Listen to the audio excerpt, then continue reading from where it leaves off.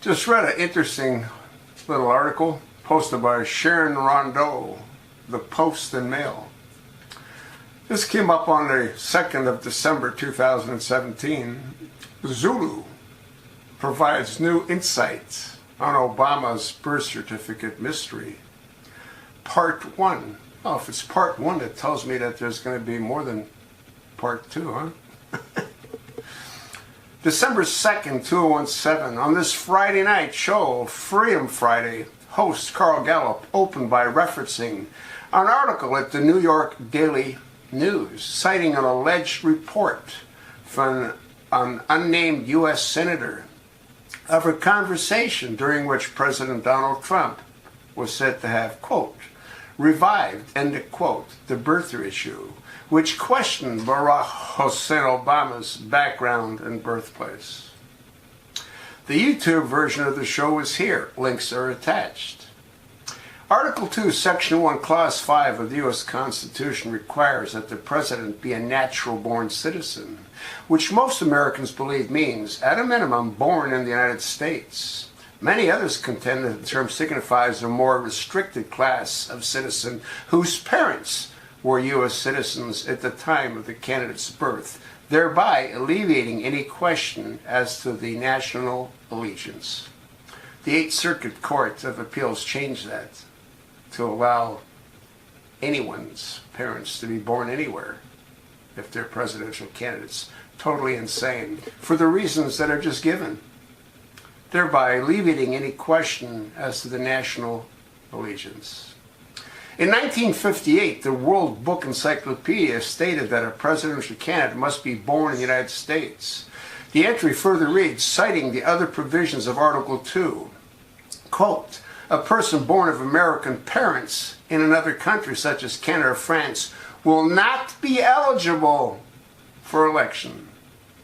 The candidate must be at least 35 years old and have lived in the United States for at least 14 years. Folks, there's no question that that crack-smoking Sunni Islamic extremist fudge-back and homosexual communist Arab bastard was never eligible to be president. I don't know what Donald Trump's waiting for.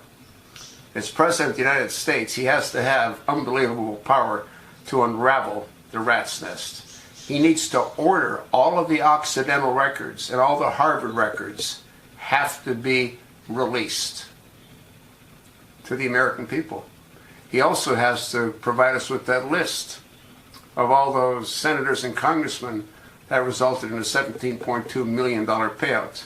That the Speaker, Paul Ryan, well, yeah, I knew about the expenditure, but I didn't know what the details, huh? What a complete jackass he is.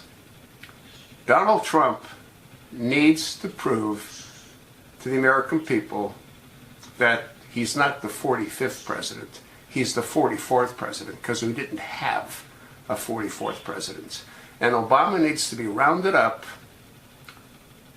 put on trial, and if found guilty, executed for his countless crimes of treason against the American people. And Big Mike, well, we have to figure out if we had a first lady or a transsexual. I don't care. I just want the truth. And that includes the truth about Malia and Sasha. Folks, you want to read the rest of this article. There's a whole series of links you can go off of to get additional information. I was at a number of the press conferences. I was at the last press conference that Sheriff Joe and Detective Mike Zulu gave. I posted all kinds of videos in that. They're all gone, thanks to that criminal dysfunctional organization, YouTube. You also need to write to the White House. Why haven't they been taken apart? They're an absolute monopoly. So is Facebook. Why are they still allowed to continue mining information from the American people that they can give to whatever part of the government that's receiving it? Do your own research. You let me know what you think. Can't thank Sheriff Joe. Can't thank Mike Zulu. Can't thank all those folks that have been on this. And they're going to stay on it until the truth finally surfaces. And Obama, well, Trump becomes the 44th president because we never had a 44th president.